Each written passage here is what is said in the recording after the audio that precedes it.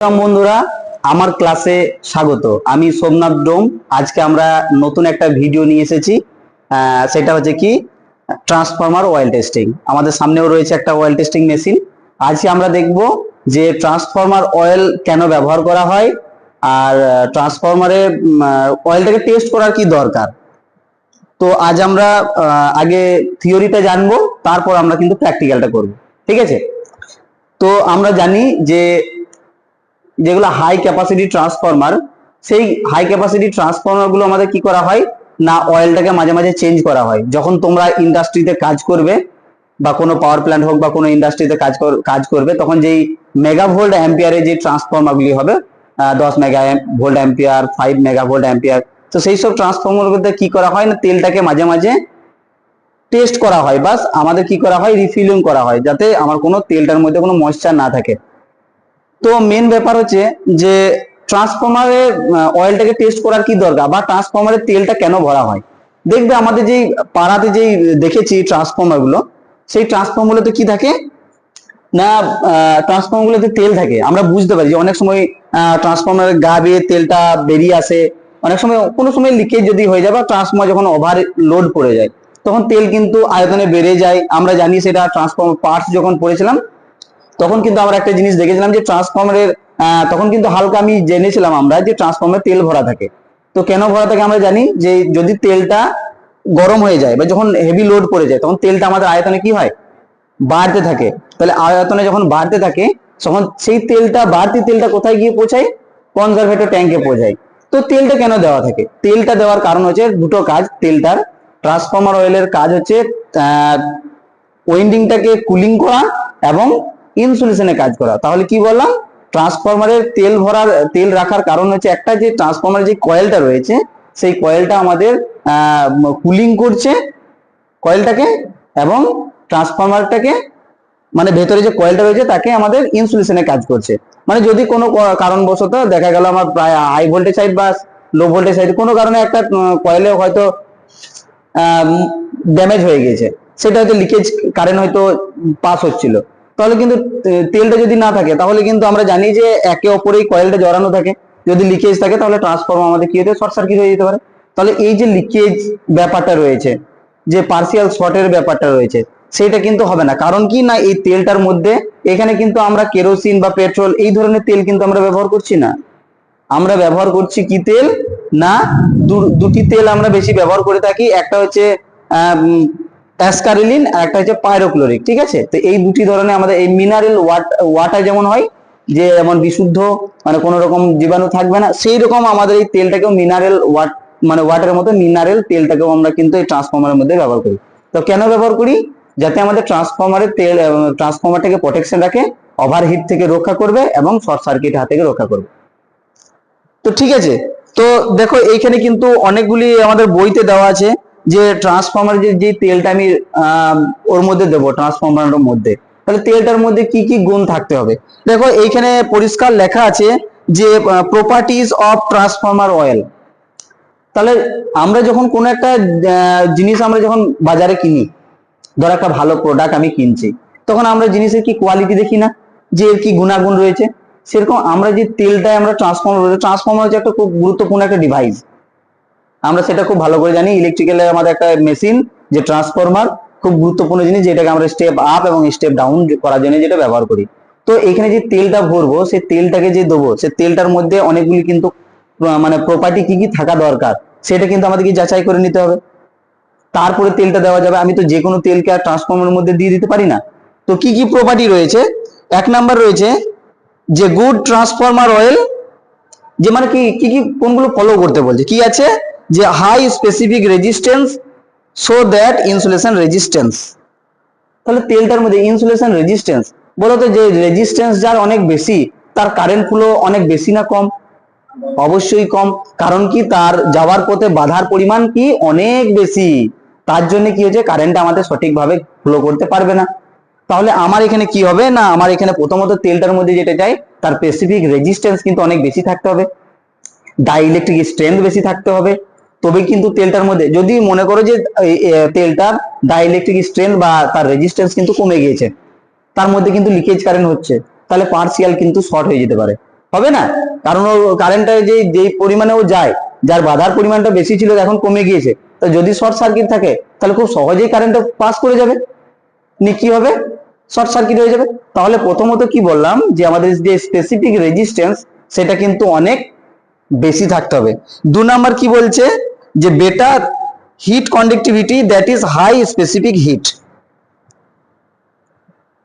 অনেক বেশি হিট সহ্য করার ক্ষমতা কিন্তু তেলটাকে রাখতে হবে। তুমি মনে করো যে ও একটুকু হিট হওয়াতেই যদি ট্রান্সফর্মার ভিতরে আগুন লেগে যায়, আমরা জানি যে দেখো পাড়াতে যেই ট্রান্সফর্মার, আমাদের পাড়াতে যেই ট্রান্সফর্মার গুলো ব্যবহার করি, সেই ট্রান্সফর্মার গুলো কিন্তু খুব বেশি লোড কিন্তু থাকে না, যতটুকুই থাকে ওর ক্যাপাসিটির মতো থাকে। কিন্তু যেখানে আমাদের সাবস্টেশনে যে বড় বড় এমভি এর ট্রান্সফর্মার গুলো রয়েছে, তাহলে সেইখানে কি বলতো এতগুলি গ্রাম চলছে, সব ফিডার ভাগ করা রয়েছে, তাহলে বিভিন্ন ফিডার ভাগ করা রয়েছে, সেখানে আমাদের কি হচ্ছে না এক একটা গ্রামে চলে গিয়েছে 11,000 বিভিন্ন ফিডার দিয়ে চলে গেছে। তাহলে সেখানে তো আমি তো জানি না যে তোমার গ্রামে কেমন ধরনের লোড চলছে বা আমার গ্রামে কেমন চলছে, তোমার গ্রামে থেকে আমার গ্রামের লোড 10 গুণ বেশি হতে পারে। তাহলে সেইটা কিন্তু পুরোটাই লোডটা কে নিচ্ছে, ট্রান্সফর্মার নিচ্ছে। আর ট্রান্সফর্মারের লোড করলে কি হবে, তেলটা হিট হবে, আর তেলটা যদি হিট হয়ে যায় অনেক বেশি, যদি তেলের প্রপার্টি খুব একটা ভালো না থাকে, তাহলে ভেতরের তেলটা কি হয়ে যাবে, আগুন লেগে যাবে। তাহলে এই তেলটার মধ্যে আমাদের কি থাকতে হবে, যাতে আগুন যেন যাই হিট হোক না কেন এতটাই হিটের মানে ওর ক্যাপাসিটি থাকতে হবে, যাতে ওই অয়েলটা যেন কোনো রকম ভাবে আগুনে না পরিণত হবে, আগুন যেন না লেগে যায়। তাহলে এটা গেল 2 নাম্বার। 3 নাম্বার কি বলছে, high firing point so that not catch fire and low temperature. আবার এমনও দেখতে হবে যাতে লো টেম্পারেচারে আমার আগুন না লেগে যায়। যেমন আমরা কেরোসিন পেট্রোলে কি হয়, একটুকু কাঠি মেরে দিই, দপ করে আগুনটা জ্বলে যায়, তাই তো। কিন্তু আমাদের এই ট্রান্সফর্মার যে অয়েলটা রয়েছে, সেই অয়েলটার মানে ক্ষমতা এতটাই রাখতে হবে, হাই রেজিস্ট্যান্স থাকতে হবে, হাই টেম্পারেচার সহ্য করার ক্ষমতা রাখতে হবে, এবং তার এই যে কি বললাম যে হাই ফায়ারিং পয়েন্ট, আগুন লাগার যখন যেই পজিশনে আমাদের আগুন লেগে যায় সেই পয়েন্ট কিন্তু এতটাই বেশি থাকতে হবে যাতে হিট লো টেম্পারেচারে বা হাই টেম্পারেচারে, লো টেম্পারেচার হলে আর আগুন লেগে গেল, তাহলে কিন্তু আমাদের কি হতো, যদি এইরকম ধরনের তেল ব্যবহার করা হতো তাহলে কিন্তু অনেক জায়গাতেই কিন্তু ট্রান্সফর্মার গুলো আমরা দেখতাম যে আগুন ধরে গিয়েছে। তাহলে এরকম ধরনের অয়েল কিন্তু আমরা ব্যবহার করবো না। তার জন্যই আমাদের কি করতে হবে না, ট্রান্সফর্মার অয়েলটাকে টেস্ট করে তারপরে কিন্তু ট্রান্সফর্মার আমাদের দিতে হয়। তো 4 নাম্বার এখানে কি বলছে যে 4 নাম্বার বলছে যে আবার এখানে কি করতে হবে না, 4 নাম্বারে বলা আছে যে ময়েশ্চার যেন না থাকে তেলটার মধ্যে, বা ময়েশ্চার ধরে রাখার ক্ষমতা যেন না থাকে। আমরা পড়ে এসেছি ট্রান্সফর্মার পার্টস গুলো যখন পড়লাম যে ট্রান্সফর্মার ব্রিদার কেন ব্যবহার করা হয়, বুকুস রিলে কেন ব্যবহার করা হয়, তখনই কিন্তু আমি পার্টস এর সময় পড়েছি যে আমাদের ট্রান্সফর্মার ভেতরে যদি জলীয় বাষ্প ঢুকে যায় তাহলে আমাদের কি হতে পারে। আজকে তোমরা বুঝতে পারবে যে এই যে তেলটা আছে, এই যে তেলটা টেস্ট করব, যে তেলটা যে আমরা দিচ্ছি ট্রান্সফর্মারের মধ্যে, তাহলে তেলটার মধ্যে যদি বা আমার জলীয় বাষ্প যদি প্রবেশ করে যায়, তাহলে কিন্তু সেটা কি হয়ে যাবে, ময়েশ্চার যদি ঢুকে যায়, জলীয় বাষ্প ঢুকে যায়, তাহলে আমাদের কি হবে, তেলের ডাইইলেকট্রিক স্ট্রেংথটা আমাদের কি হয়ে যাবে, নষ্ট হয়ে যাবে। যদি নষ্ট হয়ে যায় তার মানে তাহলে কি হলো, তার একটা প্রপার্টি নষ্ট হয়ে গেল। তাহলে যদি তেলের আমার প্রপার্টিটা নষ্ট হয়ে যায় তাহলে আমাদের কি হবে, তার ইনসুলেশন ড্যামেজ হবে, ট্রান্সফর্মার হিট হলেই তখন তার ইনসুলেশন আরো ড্যামেজ হবে। আবার যদি হালকা আমার শর্ট সার্কিট কিছু হয়ে থাকে তাহলে ট্রান্সফর্মার গোটাটাই আমার কি হয়ে যাবে, শর্ট সার্কিট হয়ে যাবে। আর 5 নম্বরে কি বলা আছে, লো ভেলোসিটি এমন রেডিলি ফিমাবেল অ্যাবিলিটি। তাহলে আমরা কি দেখলাম, 1 থেকে যে 5টা পয়েন্ট যে আমরা দেখলাম, তাহলে সেই 5টা পয়েন্ট কিন্তু আমাদেরকে অবলম্বন করতে হবে। আমরা ভবিষ্যতে আমরা যখন কোনো জায়গায় একটা কাজ করব, কেউ পাওয়ার প্ল্যান্টে চাকরি করব, কেউ কোনো একটা ইন্ডাস্ট্রিতে, কেউ স্টিল প্ল্যান্টে, দেখো যেখানে আমরা যেহেতু আমরা ইলেকট্রিক্যালে আছি, তার মানে আমরা ইলেকট্রিক্যালি চাকরি করব। কোনো এক জায়গায় আমরা কাজ করব, তখন আমরা কি করব, তখন যে আমাদের ট্রান্সফর্মার যে মেনটেনেন্স করবে, বিভিন্ন মেশিনে যে মেনটেনেন্স করবে, তাহলে সেই সব জিনিসগুলো কিন্তু আমাদেরকে মাথায় রাখতে হবে। যে প্রথমত জানতে হবে যেহেতু আমরা হচ্ছে আইটিআই এর স্টুডেন্ট বা আইটিআই ছেলে আমরা, তো আমাদেরকে কি করতে হবে, আমাদের কাজটাই হচ্ছে মেনটেনেন্সে। তাহলে এইসব জিনিসগুলি আমাদের পিরিয়ডিক্যালি বা মান্থলি বা 6 মাস পর পর আমাদের এইসবগুলি কি করতে হয়, যেখানে হেভি প্রোডাকশন হচ্ছে, একটা স্টিল প্ল্যান্ট, সেখানে কিন্তু ট্রান্সফর্মার প্রচুর পরিমাণে ব্যবহার হচ্ছে, কন্টিনিউয়াস রান করছে, তাহলে সেই তেলটা কি হবে, প্রচুর পরিমাণে হিট হচ্ছে, লোড পড়ছে, বিভিন্ন রকম ওর ভিতরে নানা রকম কিন্তু সব হচ্ছে, তাহলে সেগুলি 6 মাস অন্তর অন্তর বা 1 বছর অন্তর অন্তর বা আরো যেগুলা সরকারি জায়গা রয়েছে কোম্পানিতে কি হয় 6 মাস পর 1 বছর 2 বছর পর তেলটাকে টেস্ট করে। কিন্তু যেখানে আমাদের সরকারি যেগুলো যেমন আমাদের সেল রয়েছে, রেল রয়েছে, ইসিএল রয়েছে, এইসব যে জায়গাগুলোতে যে সাবস্টেশন গুলো থাকে, যেখানে যে ট্রান্সফর্ম গুলো ব্যবহার করা হয়, সেই ট্রান্সফর্মার গুলো কি করা হয় না, সেই তেলগুলোকে প্রত্যেক 6 মাস অন্তর অন্তর বা তারও আগেও কিন্তু তেলটাকে কি করা হয়, টেস্ট করে যে এর ইনসুলেশন প্রপার্টি ঠিক ঠিক আছে কিনা। তাহলে বোঝা গেল যে আমরা ট্রান্সফর্মার অয়েল কেন ব্যবহার করব, ট্রান্সফর্মার অয়েল টেস্ট করার দরকার কি রয়েছে, বোঝা গিয়েছে। তাহলে আমরা যে এতগুলো যে প্রপার্টি পড়লাম, দেখো লাস্ট আর একটা জিনিস আছে যে আমরা এর আগে তো বলেই দিলাম যে নেসেসিটি অফ ট্রান্সফর্মার অয়েল, মানে ট্রান্সফর্মার অয়েলের প্রয়োজনীয়তাটা কি। তাহলে প্রয়োজন আমাদের কি রয়েছে সেটা আমি প্রথমেই বললাম, যে প্রথমত ট্রান্সফরমারের যে কয়েলটা রয়েছে সেই কয়েলটাকে আমরা ড্রাই রাখি না। যেমন আমাদের যে ছোট ছোট ট্রান্সফর্মার গুলো ব্যবহার করি ওইগুলি তো আমাদের কোনো তেল লাগে না, কিন্তু যেগুলো হাই ক্যাপাসিটি যেমন 63 কেবি, 25 কেবি, তারপরে তোমার মেগাভোল্ট অ্যাম্পিয়ার যেই সবগুলি ট্রান্সফর্মার গুলি রয়েছে, তাহলে ওই ট্রান্সফর্মার গুলিতে যে তেলগুলো কেন ব্যবহার করছি না, আমার ওইখানে যে ট্রান্সফর্মার যে কয়েলটা রয়েছে সেই কয়েলটাকে প্রোটেকশন রাখছে এবং ট্রান্সফর্মার কয়েলটিকে ঠান্ডা রাখছে, কুলিং এর ব্যবস্থা করছে। তাহলে ট্রান্সফর্মার অয়েল কিন্তু দুরকম ভাবে কাজ করছে। যদি তোমাদের কোনো জায়গায় কোশ্চেন আসে যে ট্রান্সফর্মার অয়েল, বা অনেক ইন্টারভিউতে জিজ্ঞাসা করতে পারে যে ট্রান্সফর্মার অয়েলটার কাজ কি, ট্রান্সফর্মার অয়েল আমরা কি জন্য ব্যবহার করি, তো কি হবে, ট্রান্সফর্মার অয়েলের দুটি কাজ, একটা হচ্ছে ইনসুলেশনের কাজ করে আর একটা হচ্ছে আমাদের কুলিং এর কাজ করে।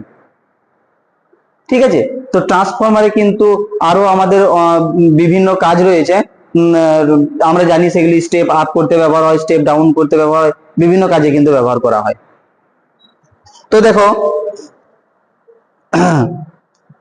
তাহলে এতগুলি জিনিস আমরা দেখলাম, এরপর আমরা কি দেখব যে ট্রান্সফর্মার অয়েলটাকে কিভাবে টেস্ট করে, কি সবাই দেখবো তো ট্রান্সফর্মার অয়েলটা আমরা কিভাবে টেস্ট করব সেটা আজকে আমরা দেখব। তার আগে আমি আরো কিছু কিছু জিনিস বলে দিই যে ট্রান্সফর্মার অয়েলটার টেস্ট করার অনেকগুলি কিন্তু পদ্ধতি আছে। যেমন এখানে দেখো বলা আছে যে transformer testing of transformer oil, যে ট্রান্সফর্মার অয়েলটাকে কিভাবে টেস্ট করব সেই পদ্ধতি আমাদের কি রয়েছে, 4টে পদ্ধতি রয়েছে। ঠিক আছে, যে কি কি ট্রান্সফর্মারে কি কি টেস্ট হয়, ট্রান্সফর্মারে কি কি টেস্ট হয় সেটা কিভাবে হয় না, একটাকে বলছে field test of transform insulation oil. তাহলে ট্রান্সফরমারের মধ্যে যে অয়েলটা রয়েছে সেই অয়েলটা আমরা কি করছি, যে field test of insulation oil, তাহলে ইনসুলেশনটা টেস্ট করলাম তার ফিল্ডে। ঠিক আছে, 2 নাম্বার বলছে যে Crickle test of insulation oil, আর একটা নাম রয়েছে যে টেস্ট করারই, তেলটাকেই টেস্ট করছি, বয়েলটাকে টেস্ট করছি, কি করছি না, আর একটা নাম রয়েছে যে Crickle test of insulation oil. মানে ইনসুলেশন অয়েল বলতে যে আমাদের ট্রান্সফর্মার অয়েলটা আমরা যেটাকে ট্রান্সফর্মারে ব্যবহার করছি, তাহলে সেটাকে আমরা কি বলছি, ক্রিকেল টেস্ট। পরীক্ষাতে কিন্তু খুব দেয় যে ক্রিকেল টেস্ট কি, আবার dielectric test of insulation oil. আমরা যেটা আজকে দেখব সেটা হচ্ছে ট্রান্সফর্মার অয়েলের ডাইইলেকট্রিক টেস্ট বা ট্রান্সফর্মার অয়েল টেস্টিং দেখবো আজকে। আর একটা 4 নম্বর রয়েছে যেটা ট্রান্সফরমারের অ্যাসিডিটি টেস্ট করতে হয়, অ্যাসিডিটি টেস্ট। তাহলে আমাদেরকে এই বিষয়গুলো সব জানতে হবে যে ফিল্ড টেস্ট কি, ক্রিকেল টেস্ট কি, ডাইইলেকট্রিক টেস্ট কি, অ্যাসিডিটি টেস্ট কি। ঠিক আছে, তো এতগুলো যে জিনিস রয়েছে, দেখো ট্রান্সফরমার খুব একটা গুরুত্বপূর্ণ জিনিস, সবাই দেখেছি আমরা, আমাদের এখানেও রয়েছে, আমরা প্র্যাকটিক্যালি বহুত দেখেছি।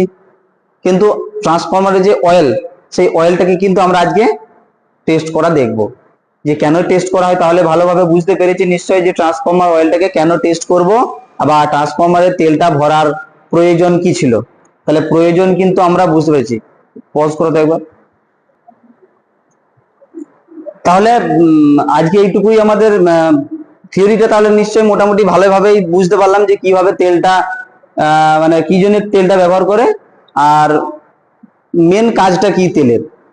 তাহলে আরেকবার আমি বলে দিই, তেলটার কাজ হচ্ছে কুলিং করা, আর একটা হচ্ছে ইনসুলেশনের কাজ করা। কার না, যে ট্রান্সফর্মার ভিতরে যে কয়েলটা রয়েছে, ঠিক আছে, সেই কয়েলটাকেই আমরা কি করব, মানে প্রোটেকশনে রাখার জন্য আমরা তেলটা ব্যবহার করব। তো আজ আমরা এবার দেখব কি প্র্যাকটিক্যালটা, যে এর ব্রেকডাউন ভোল্টেজ আমরা যেটা রিডিংটা যেটা নেবো সেটা হচ্ছে ট্রান্সফরমারের অয়েলের যেই ব্রেকডাউন ভোল্টেজ, সেই ব্রেকডাউন ভোল্টেজটা কিন্তু আমরা নেবো। যে ট্রান্সফরমারে যে আমাদের এখানে যে ট্রান্সফরমার অয়েলটা আছে সেই অয়েলটা দিয়ে আমরা কিন্তু চেক করব ট্রান্সফরমার যে ডাইইলেকট্রিক মিডিয়াম সে কত কেভি যাবার পর ট্রান্সফরমারটি মানে তার মধ্যে দিয়ে এই যে এইখানে যেটা আমরা টেস্টটা করবো তখন ভালোভাবে দেখতে পাবে যে সেম এই ধরনেরই কিন্তু আমাদের একটা মেশিন রয়েছে, একটা কিট রয়েছে। সেই কিটে আমরা দেখব যে এখানে দেওয়া আছে এই যে মিডিয়াম, এই মিডিয়ামটার মধ্যে কিন্তু কি হবে যখন আমাদের অয়েলটার মধ্যে কি হবে যখন ডাইইলেকট্রিক স্ট্রেনটা ফেলিওর হয়ে যাবে বা তার মধ্যে যখন কারেন্টটা ফ্লো করছে তখনই আমাদের কি এর মধ্যে যখনই তেলের যে মিডিয়ামটা বা রেজিস্ট্যান্সটা যখন একদম কমে যাবে, যখন আমি ভোল্টেজকে কি করছি বাড়িয়ে যাচ্ছি, এবার ট্রান্সফরমার অয়েলের মধ্যে যখন আমরা ইয়ে করব যে বড় বড় ট্রান্সফরমারে কি অনেক বেশি লোড থাকে, তাহলে সেইখানে কি সেখানে অনেক বেশি লোড মানে আমাদের সেইখানে তেলের প্রপার্টিটাও সেরকম হাই থাকবে। তাহলে আমাদের এইখানে যে এই যে তেলটা আছে সেই তেলটা আজকে আমরা টেস্ট করে বুঝতে পারবো যে এই তেলের ইনসুলেশন প্রপার্টি কতটা আছে, কত কেভি যাওয়ার পর সেই এই তেলটা ব্রেকডাউন হচ্ছে। ঠিক আছে, তো ব্রেকডাউন ভোল্টেজটাই কিন্তু আমাদের নিতে হবে, তাহলে সেই হিসাবেই কিন্তু আমাদের তেলটা সেই ট্রান্সফরমারে ভরা হয়। তাহলে তেলটা টেস্ট করার পর কিন্তু ট্রান্সফরমারে ভরা হয় যে এর ব্রেকডাউন ভোল্টেজ কত বা এর ইনসুলেশন প্রপার্টি কেমন আছে বা কত কেভি পর্যন্ত যাচ্ছে। আমাদের এখানে আছে যে আমাদের এই সার্কিট অনুযায়ী এখানে বলা আছে যে 60 কেভির একটা কিট দিয়ে টেস্ট করব। তাহলে এটা খুব ডেঞ্জার, কারণ আমরা সিঙ্গেল ফেজ থেকে আমরা কি করছি দেখো এইখানেও কিন্তু সেই ট্রান্সফরমারই কাজে লাগছে, ভোল্টেজটাকে আপ করার জন্য কিন্তু ট্রান্সফরমারই কাজে লাগছে। তাহলে ট্রান্সফরমার দেখো এত গুরুত্বপূর্ণ একটা জিনিস যে এখানে আমরা ট্রান্সফরমার কিন্তু সব জায়গায় ব্যবহার করি, সেটা ইলেকট্রিক্যাল সার্কিট হোক আর ইলেকট্রনিক সার্কিট হোক। ট্রান্সফরমার এইটুকু থেকে মানে 100টা ট্রান্সফরমার তোমার পকেটে করে নিয়ে চলে যেতে পারবে, আবার এত বড় ট্রান্সফরমার আছে যেখানে তোমার হয়তো এই বিল্ডিংটাতেও জায়গা হবে না। তাহলে ট্রান্সফরমার হচ্ছে একটা আমাদের খুব গুরুত্বপূর্ণ ডিভাইস। আমাদের তাহলে কিটটা কত রয়েছে, 60 কেভির একটা কিট রয়েছে। সেই কিটটা দিয়ে আজকে আমরা দেখবো যে ট্রান্সফরমার যে অয়েলটা আছে এর ব্রেকডাউন ভোল্টেজ কত এবং কত কেভি যাওয়ার পর সেই ট্রান্সফরমারটা ব্রেকডাউন ভোল্টেজ মানে কতক্ষণের পর সেটা কারেন্টটা এর মধ্যে ফ্লো করে যাচ্ছে। যখনই ফ্লো করে যাবে সেই রিডিংটাকেই আমরা নেব যে আমাদের এখানে এত কেভি পর্যন্ত এর ডাইইলেকট্রিক স্ট্রেংথ। তাহলে চলো আজকে আমরা প্র্যাকটিক্যালটা দেখবো। কাছে একটা কিট আছে ট্রান্সফরমার অয়েল টেস্টিং, এখানে নেম প্লেটটা একবার দেখাও। দেখো manual oil insulation test set, input কত আছে 230, single phase 50 hertz AC, output 0 থেকে 60 KV, variable, capacity 600 volt ampere. খুব সাবধান কিন্তু এখানে যদি হাত পড়ে তাহলে আমাদের অনেক বড় ক্ষতি হয়ে যেতে পারে, কিন্তু সবকিছু আমরা সাবধানে করব। এখানে সমস্ত কিছু দেওয়া আছে নেম প্লেটটা। তো এখানে দেখো এইখানে আমাদের এতগুলি সুইচ দেওয়া আছে, এটা হচ্ছে মেন হিট অন অফ এর, এটা হচ্ছে হিট অন, ঠিক আছে। আর এখানে আমাদের কেভি যে কত কেভি এর এই যে এইখানে রিডিংটাই আমরা দেখবো যে 0 থেকে কত কেভি যাওয়ার পর এখানে এর মধ্যে আমার পাওয়ারটা অফ আছে তো, হ্যাঁ। তো এখানে যাওয়ার পর আমাদের কতক্ষণ যাওয়ার পর আমাদের এখানে যে তেলের মধ্যে তেলটা থাকবে, তো এখানে কতক্ষণ কত কেভি যাওয়ার পর এখানে ফ্লাশিংটা হচ্ছে সেটাই আমাদেরকে এখানে নিতে হবে, যে কতক্ষণ পর আমাদের কিন্তু এখানে ফ্লাশিংটা হচ্ছে সেই কেভিটাই নিয়ে আমরা কিন্তু কাজ করব। তাহলে আমাদের কিন্তু ভালোভাবে টেস্টটা হবে যে ইনসুলেশন প্রপার্টি কেমন আছে বা কতটা ইনসুলেশন ঠিক আছে। তো কেউ তেলটা এখানে দাও, হ্যাঁ দিয়ে দাও, পুরোটাই দিয়ে দাও, হ্যাঁ ঠিক আছে এটুকু রাখো। দেখো পুরো তেলটা ঢালা হয়ে গেল। তো এর মধ্যে গ্যাপটাও আমাদের মোটামুটি ঠিকই আছে, যে গ্যাপটা রাখা দরকার। তো দেখো এখানে দেখো অনেকগুলি কিন্তু সিকিউরিটি দেওয়া আছে আমাদের এখানে, এই যে প্রত্যেকটা এখানে এই যে কিটটা দেওয়া আছে এই কিটটা কিন্তু খুব একটা ভালো কিট, যে যতক্ষণ না আমি এই দরজাটা বন্ধ করবো, গেটটা বন্ধ করবো, ততক্ষণ পর্যন্ত আমার কিন্তু প্যানেল কিন্তু অন হবে না। কারণ এটা হচ্ছে আমাদের কি 60 কেভি একটা ভেরিয়েবল ট্রান্সফরমার, কত ভোল্ট অ্যাম্পিয়ার 600 ভোল্ট অ্যাম্পিয়ার। সাবধান, তাহলে এখানে যদি আমাদের হাত পড়ে, বুঝতে পারছো যে আমাদের 11 কেভি, তারপরে রেল লাইনে যেটা ব্যবহার করে 25 কেভি, তার থেকেও আমার কিন্তু অনেক বেশি, 10-15 গুণ বেশি, 60 কেভি, 60 কেভির একটা ট্রান্সফর্মার। তাহলে সেখানে যদি আমাদের হাত পড়ে তাহলে বুঝতে পারছো কি হবে। তাই আমাদেরকে পুরো সেফটি নিয়ে কাজ করতে হবে। ওখানে এমসিবি লাগানো রয়েছে, যদি কোনো প্রবলেম হয় তাহলে এমসিবিটাকে ট্রিপ করিয়ে দেবে, ঠিক আছে। তো আজ আমরা টেস্টটা দেখবো, এই যে কেন দরজাটা এটা বন্ধ যতক্ষণ না করবো ততক্ষণ অন কেন হবে না, কারণ এখানে আমাদের একটা সুইচ দেওয়া রয়েছে, এনওএনসি সুইচ দেওয়া রয়েছে। এটা খোলা আছে মানে এটা এনো হয়ে আছে, যেই দরজাটা বন্ধ হয়ে যাবে এনসি পয়েন্ট হয়ে গেল, ঠিক আছে। তো বেশি দেরি না করে চলো ভিডিওটা টেস্টটা করা যাক। চলো সুইচটা, সাবধান কিন্তু, হ্যাঁ ওখানে সুইচটা দাও, অন করো। হ্যাঁ, তো এখানে সুইচ দাও, সুইচ দিয়েছো, এখন আমি অন করব, অন হয়ে গেছে। জিরো করো এটা, হ্যাঁ জিরোতেই আছে। তো দেখো এখানে অন হয়ে গেছে। এবার অফ করো, অফ করো, এই জিনিসটা আমি বলে দিই, অফ করো, হ্যাঁ জিরো করো। তাহলে এইটা যখনই এই পাথটা থেকে এই দিকে যখনই কারেন্টটা ফ্লো করে যাবে, তখনই কিন্তু আমার পুরো সার্কিটটাই আমার কি হয়ে যাবে, অফ হয়ে যাবে, ডাউন হয়ে যাবে। তাহলে যদি আবার টেস্ট আমাকে দেখতে হয় তাহলে পুনরায় আবার আমাকে কি করতে হবে, রিসেট করে নিতে হবে, তারপর আবার কিন্তু আমরা দেখতে পাবো। আস্তে আস্তে ভেরিয়ারটা বাড়াও, এদিকে ডিসপ্লে, এদিকে দেখো, এদিকে দেখো, দেখো এর মধ্যে কিন্তু কারেন্টটা কিন্তু পাস করছে, এই দেখো এখানে রিডিংটা এখানে দেখবে কিন্তু, ঠিক আছে। যে কমাও,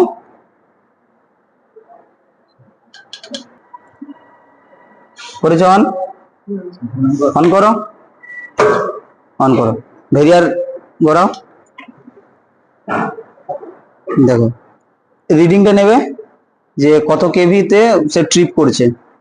তাহলে দেখো এখনো পর্যন্ত এই দেখো এটা কিন্তু 20, এখন কিন্তু দেখো তাও পাস হয়ে যাচ্ছে, 20-র কাছাকাছি যাচ্ছে, কিন্তু 18-19 মতো যাচ্ছে। হ্যাঁ দেখো বাড়াও। এই তেলটা অনেকদিন থাকার জন্য এর মধ্যে কি আছে, এর মধ্যে ময়েশ্চার জমে আছে, তার জন্য কিন্তু এই কম 20 কেভির মধ্যেই কিন্তু তেলটার মধ্যে কি হচ্ছে, কারেন্টটা পাস করে যাচ্ছে। এই দেখো মোটামুটি 20 কেভি মতো যাওয়ার ইয়েতেই কিন্তু কি হয়ে গেল না, কত অব্দি গিয়েছে, হ্যাঁ অন করো, জিরো করো, জিরো করো, হ্যাঁ তাহলে কতটা গেল দেখলে, রিডিংটা নিয়েছো কত, আবার অন করো, অন করো, অফ, জিরো করো, হ্যাঁ দাও। হুম, তাহলে কি তার মানে বুঝতে পারছো যে কি জন্য তেলটা, ট্রান্সফর্মার তেলটাকে কি জন্য আমাদের পুরো ময়েশ্চার যেন না থাকে সেরকম তেল কেন রাখা হয়, এই কারণে। দেখো এই তেলটা কিন্তু আমাদের অনেকদিন রাখা হয়েছে আমাদের এই ওয়ার্কশপটাতে, তার জন্য কি হয়েছে, তেলটার মধ্যে কিন্তু ময়েশ্চার জমে গিয়েছে, আমরা এতবার খোলামেলাতে ব্যবহার করেছি, ময়েশ্চার পড়েছে, তার জন্য তার ডাইইলেকট্রিক স্ট্রেংথ কি হয়েছে, কমে গিয়েছে। তাহলে কমে যাওয়ার জন্যই কিন্তু আমাদের এখানে যেটা আমরা আগেও অনেক সময় দেখেছি যে 40, প্রায় 50-60-এর কাছাকাছি চলে যায়, সেটা 20 কেভিতেই কিন্তু ট্রিপ করে যাচ্ছে। তার মানে কি এর ডাইইলেকট্রিক স্ট্রেংথ এতটা কিন্তু ভালো নয়। তাহলে ওই 20-র কাছাকাছি মানে 19 কেভি মতো যাচ্ছে, তার মধ্যে আমাদের কি হয়ে যাচ্ছে, ট্রিপ করে যাচ্ছে। হ্যাঁ এই দেখো 20, এখনো পর্যন্ত 20-তেই আছে। হ্যাঁ দেখো বাড়াও, আস্তে আস্তে বাড়াও,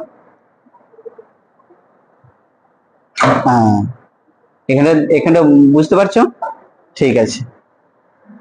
তাহলে বোঝা গেল যে কিভাবে অয়েল টেস্টিং করতে হয়, আর অয়েল টেস্টিংটা করার কেনই বা আমাদের দরকার রয়েছে। যদি অয়েল টেস্ট না করে যদি আমরা ট্রান্সফরমারের মধ্যে দিয়ে দিই তাহলে কি হয়ে যাবে না, ট্রান্সফরমারে অনেক কিন্তু ক্ষতি হতে পারে, ট্রান্সফরমার ওয়াইন্ডিং কিন্তু বেশি দিন টিকবে না, কয়েলটা জ্বলে যাবে, পার্সিয়াল শর্ট হবে না, জ্বলে যাবে। ঠিক আছে, চলো আজকে এই পর্যন্ত, আবার নেক্সট কোনো পরবর্তী আরো কোনো নতুন একটা টপিক নিয়ে আসবো, তখন আমরা দেখবো।